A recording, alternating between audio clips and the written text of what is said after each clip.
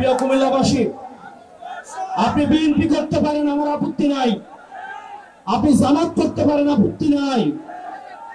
আমরা দেখেছি গতকাল যখন ঢাকায় আগুনে পুড়ছে তখন সেখানে আওয়ামী লীগ আসছে আলু পোড়া দিয়ে খেতে।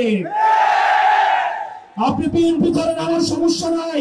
জামাত করেন, সমস্যা নাই। কিন্তু আওয়ামী লীগের সাথে সখ্যতাকে আমরা মেনে নিব না।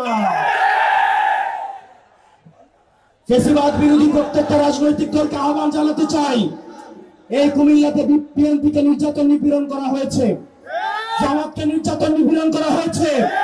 আমরা আপনাদের কাছে আহ্বান জানাবো, কুমিল্লার স্বার্থে, বাংলাদেশের স্বার্থে আমাদেরকে সবাই ঐক্যবদ্ধ থাকতে হবে।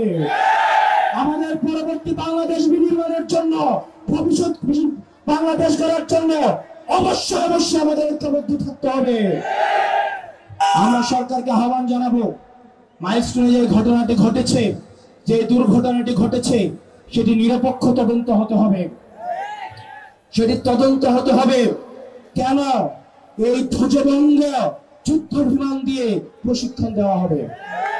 আমাদের সরকার জবাবদিহি করতে হবে, এই মাইলস্টোনের শিক্ষকদেরকে কেন আবার নির্যাতন করা হয়েছে।